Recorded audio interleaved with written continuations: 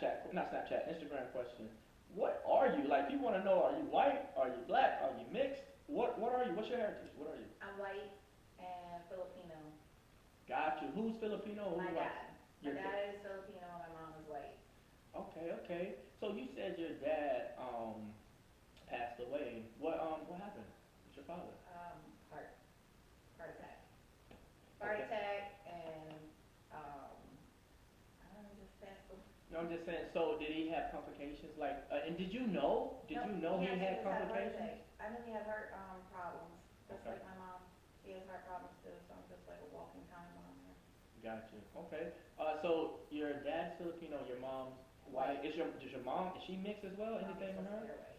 Okay. Let's talk a little bit about your mom. So how is your mom? What's going on with your mom? Talk to me.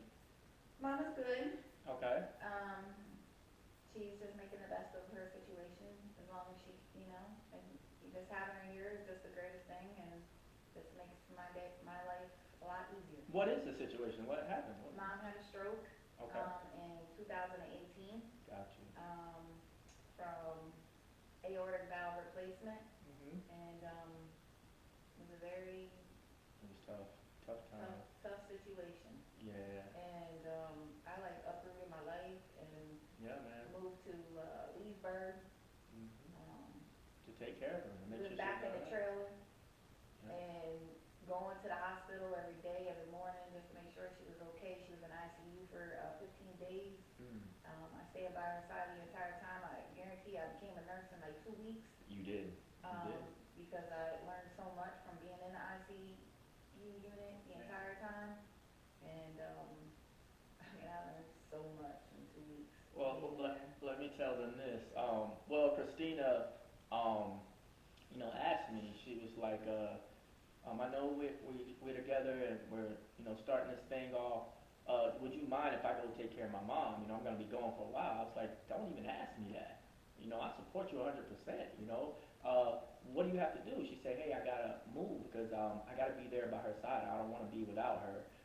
So she's like, I gotta move up to Leesburg and I'm gonna be staying by myself in a trailer. I was like, man, do what you gotta do. I'll come visit you. I'll make sure the house straight and everything. And she just moved up there, man, and took care of her mom. Was there by her side. I mean, every day I would go up there to visit her, to see her, give her hugs and kisses, and come right back down, take care of the animals.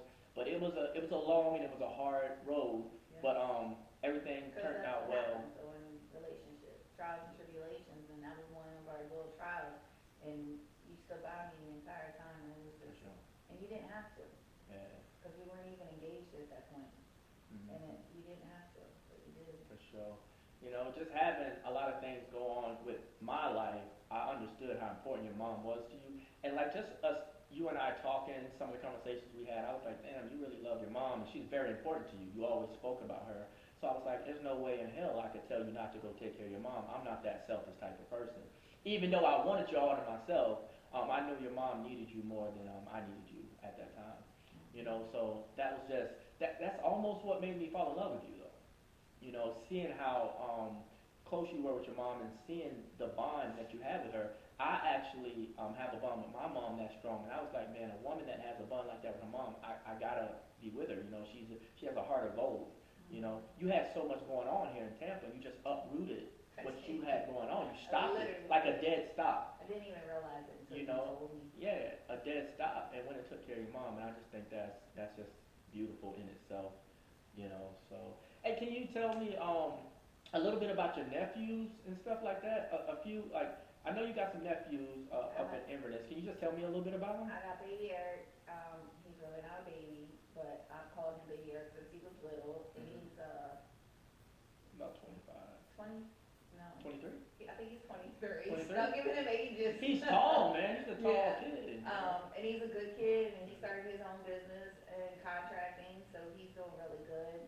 He's got a girlfriend, Mhm. then Megan, and then I also have my nephew Mikey, who Mhm. is now 20. He'll be 21 next year, so we're gonna turn up, go to Yeah. Vegas. We're excited. Uh-huh. And then I have my little niece Julia, who is now she'll Julia's be 18. 17, 18. She'll be 18 in February. Mhm. That's just crazy. Yeah, I remember, man. I can remember when Julia was this little plump little thing, little cute, so beautiful, so cute, so small. And and just spunky. Yep. You know what I'm saying? But now she's all big and tall. You know, it's just crazy, man. Time flies. Yeah. It just let us know how precious life is, and like day by day, time is going. No matter what we do and how we stop, time never stops. Absolutely. You know, so that's just precious, man. That's all the kids. So that was baby Eric, Mikey. You said Megan, And Julia. and Julia, right? Yep. And then air worker. Air worker. Hey, you said I know your biological father passed away. Tell me about your stepdad. My stepdad Bud raised Bud. me. Yeah. He Okay. was with my mom. He married her, I don't know what year. Mhm. I guess 80s. But yeah, Bud raised me from when I was little. What age? I want to say 5, Wow. I think. So Bud has been there my entire life. My biological father showed up when I was 18 Wow. at my high school graduation from Glasgow. And my mom said, "Hey, here's your dad." And I was like, "Oh, okay. Oh, that's why I look the way I do." That's when I was figuring out why my skin was different and why I was looking just so different from the whole entire family. Everybody's redhead, if everybody doesn't know already. I looked just like my dad and my grandmother, Yeah. who passed away too. God bless her. We love her. We love her. She's a good God, one. I miss her so much. But my dad, that's when I started getting close to him when I was 18 years old. Yeah. And then he passed a little bit, a couple years later. Wasn't that much longer, but he just had a lot of heart issues. He had like 4 triple bypass surgeries. Wow.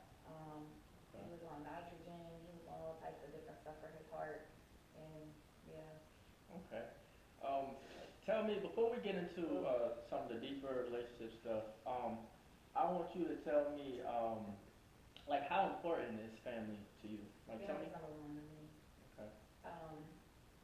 And that's why that drew me to you so much, because family was so important to you. And so I come from this little tiny family, and you come from this 45 people family. Oh yeah. So like, I always wanted that type of family.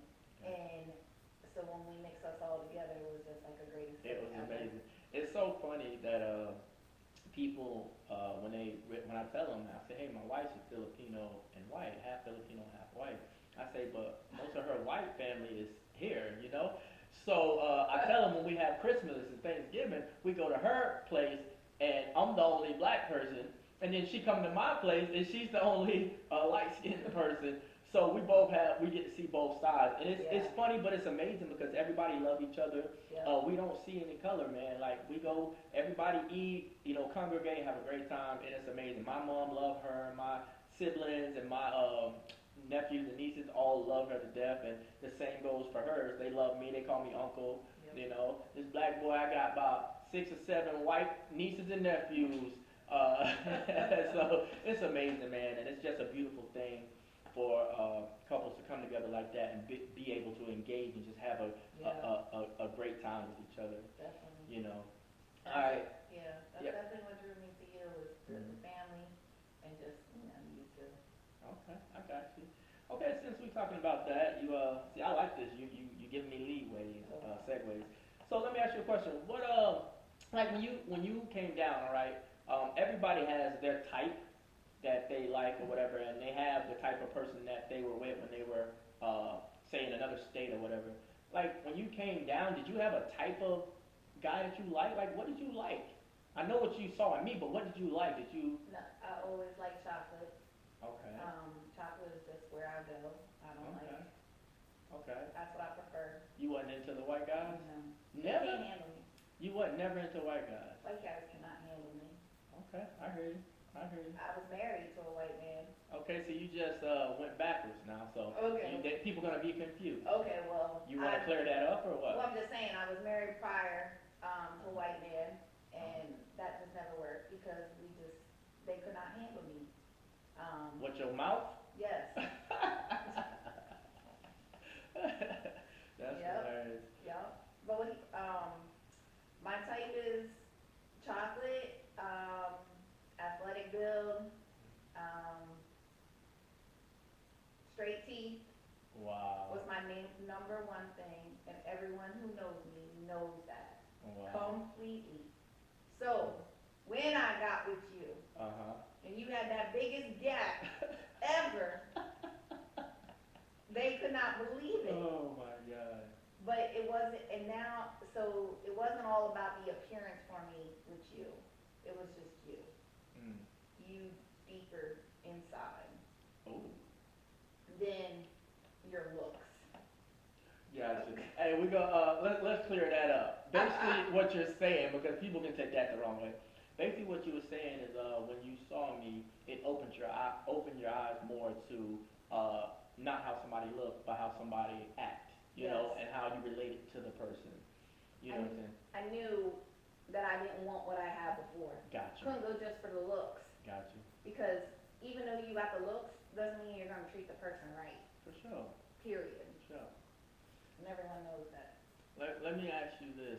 What do you think, like, say a woman has uprooted her life for a man, you know, and she came down and she was with the guy, whatever, and he treated her like crap. He treated her like crap, but she knew nothing else. Like, she was down here alone. She knew nothing else.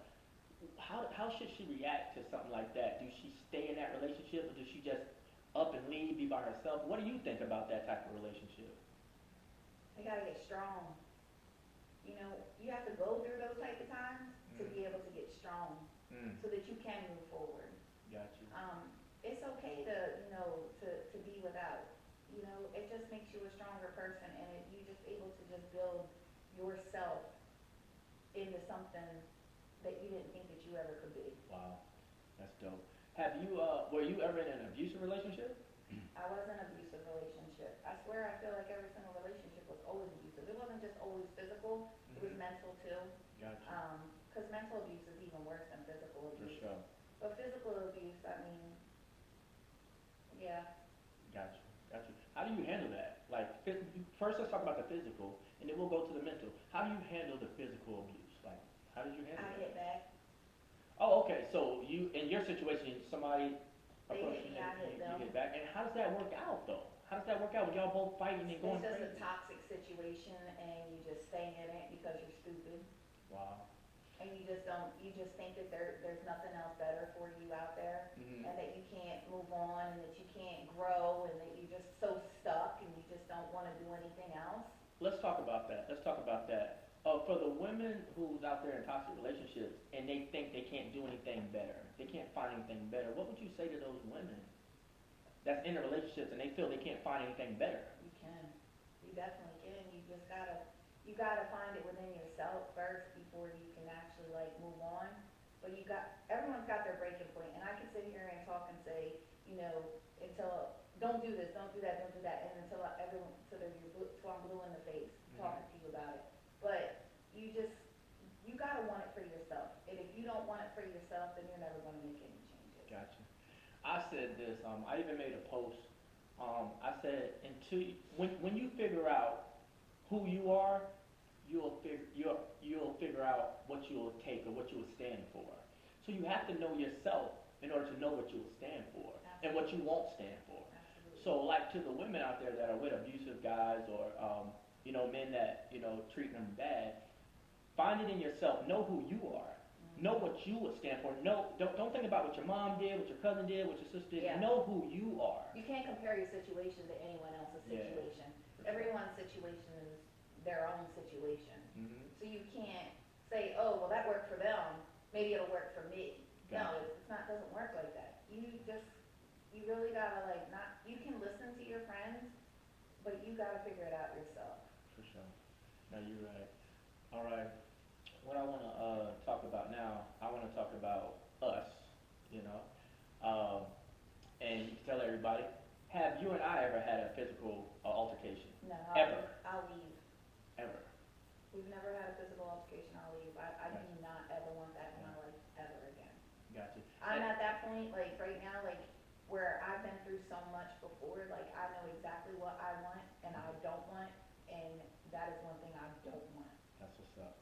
That's one thing I love about you, because when I do talk to you and we talk, that's the crazy thing is that me and you actually talk. Like, we have long conversations, 30 minutes, 5 minutes turns into 30 minutes, 30 minutes turns to an hour, sometimes it's 2 hours. Yes. You know, we just talking. Like, you were the first woman ever in my life that I ever sat down and had conversations with and liked it. Like, I know that's crazy, but I've had relationships and I've talked to women, but it was on some just to maintain something. It wasn't like I really wanted to get to know them type thing. And like, it seemed like the more and more we talk and that I talk to you, I find something different about you. We get to know more about each other, man. And we've been together so long, and it seems like we still learning each other. Yeah. And I think that's all a part of growing and a Yeah. part of bonding together. Absolutely. Most people think marriage is that's when you bond. No, you find out who you're with. Sometimes after you get married, you know, after you spend a lot of time together and done so much together, it's not when you get married, man. You know, so that's the greatest thing I love about you is that it just seems like I'm learning more and more about you, you know, every day. And let me tell them about why I don't condone violence, especially with my women. Um, I've seen my mom get abused. I've seen it. I was raised by my auntie, my mom. I have two sisters. I'm uh, I'm the middle child of 5 kids, so I was raised by women, and I've seen it happen. But I was the kind of kid,